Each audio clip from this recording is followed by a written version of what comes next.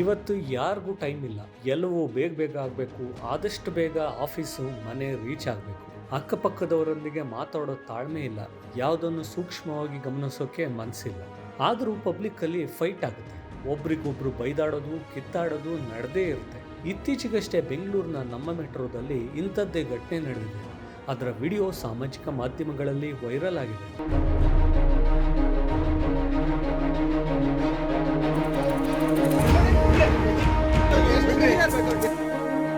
ಪ್ರಯಾಣಿಕರಿಂದ ಪೂರ್ತಿ ಭರ್ತಿಯಾಗಿದ್ದ ನಮ್ಮ ಮೆಟ್ರೋದಲ್ಲಿ ಇಬ್ಬರು ಮಧ್ಯವಯಸ್ಕರು ಪರಸ್ಪರ ಕೈ ಮಿಲಾಯಿಸಿ ತೋಳ್ಬಲ ಪ್ರದರ್ಶಿಸಿ ಪಟ್ಟು ಹಾಕಿರೋದು ಈ ವಿಡಿಯೋದಲ್ಲಿ ಕಾಣುತ್ತೆ. ಮುಖದಲ್ಲಿ ಒತ್ತಡ, ಕಣ್ಣಲ್ಲಿ ಸಿಟ್ಟು, ಒಬ್ರಿಗೊಬ್ರು ಮುಖಕ್ಕೆ ಪಂಚ್. ಜಗಳ ಇನ್ನೇನು ತಾರ್ಕಕ್ಕೆ ಏರ್ತಿದೆ ಅನ್ನೋಷ್ಟರಲ್ಲಿ ಅಕ್ಕಪಕ್ಕದ ಪ್ರಯಾಣಿಕರಿಂದ ಇಬ್ಬರನ್ನು ತಣ್ಣಗೆ ಮಾಡೋ ಮಾತು, ಹಿಡಿದು ದೂರ ನಿಲ್ಲಿಸಿ ಸಮಾಧಾನ ಮಾಡೋ ಸಹ ಪ್ರಯಾಣಿಕರು. ಅಲ್ಲಿಗೆ ಈ ಜಗಳ ಸಮಾಪ್ತಿ. ಆದರೆ ಬಸ್, ಮೆಟ್ರೋ, ರೈಲಿನಂತಹ ಸಾರ್ವಜನಿಕ ಸಾರಿಗೆಗಳಲ್ಲಿ ಇಂಥ ಗಲಾಟೆಗಳು ಕಾಮನ್. ಯಾರನ್ನು ತಳ್ಳಿದ್ರೂ ಅಲ್ಲೊಂದು ಗಲಾಟೆ, ಕೂಗಾಟ ಶುರುವಾಗುತ್ತೆ.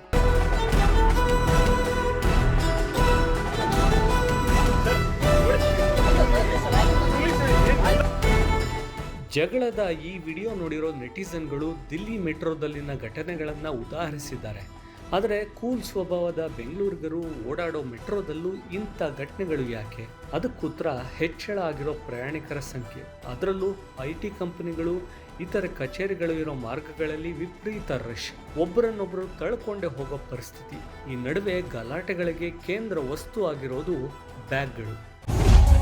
ಮೆಟ್ರೋದಲ್ಲಿ ಹೇಗಿರಬೇಕು? ಯಾವ ನಡೆ ಸರಿಯಲ್ಲ? ಎದೆಯ ಮುಂದೆ ಇರಲಿ ಬ್ಯಾಕ್ ಪ್ಯಾಕ್. ಸಾಮಾನ್ಯವಾಗಿ ಮೆಟ್ರೋದಲ್ಲಿ ಪ್ರಯಾಣಿಸುವವರಲ್ಲಿ ಹೆಚ್ಚಿನವರು ಕೆಲಸಗಳಿಗೆ ಹೋಗುವವರು, ಕಾಲೇಜುಗಳಿಗೆ ಹೋಗುವ ವಿದ್ಯಾರ್ಥಿಗಳು ಅಥವಾ ದೂರ ಪ್ರಯಾಣಕ್ಕೆ ಹೊರಟವರು, ಇಲ್ವೇ ಅಲ್ಲಿಂದ ಬರ್ತಿರೋರು. ಈ ಎಲ್ಲರ ಹೆಗ್ಲಿಗೂ ಕನಿಷ್ಠ ಒಂದು ಬ್ಯಾಗ್ ಇದ್ದೇ ಇರುತ್ತೆ. ಅದೇ ಬ್ಯಾಗ್ನಿಂದ ಬಹಳಷ್ಟು ಸಲ ಗಲಾಟೆ ಶುರುವಾಗುತ್ತೆ. ಬ್ಯಾಗ್ ಸರಿಯಾಗಿ ಇಟ್ಕೊಳಪ್ಪ, ಕಾಣಲ್ವೇನಾ, ಗೂಳಿ ಥರ ನುತ್ತಿಯಲ್ಲೋ, ಇಂಥ ಮಾತುಗಳು ಸಾಮಾನ್ಯ. ಇದನ್ನೆಲ್ಲ ತಪ್ಪಿಸಬೇಕಾದ್ರೆ ನಾವು ನಮ್ಮ ಬ್ಯಾಗ್ ಸರಿಯಾಗಿ ಇಟ್ಕೊಳ್ಬೇಕು.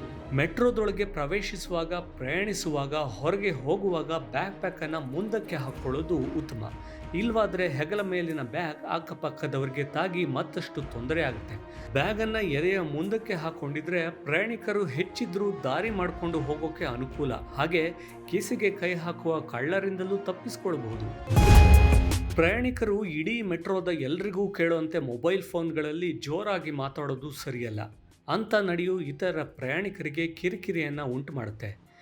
ಸೀಟ್ನಲ್ಲಿ ಕೂರುವಾಗ ಮತ್ತು ನಿಂತಿರುವಾಗಲೂ ಮೆಟ್ರೋ ಸೂಚಿಸಿರೋ ನಿಯಮಗಳನ್ನು ಪಾಲಿಸೋದು ಮುಖ್ಯ. ನಾವು ಮೆಟ್ರೋ ಏರುವುದಕ್ಕೂ ಮುನ್ನ ಇಳಿಯುವ ಪ್ರಯಾಣಿಕರಿಗೆ ಜಾಗ ಬಿಡಬೇಕು. ಅಕ್ಕಪಕ್ಕದ ಭಾಗದಿಂದ ಒಳಗೆ ಪ್ರವೇಶಿಸೋದ್ರಿಂದ ಘರ್ಷಣೆಯನ್ನು ತಪ್ಪಿಸಬಹುದು.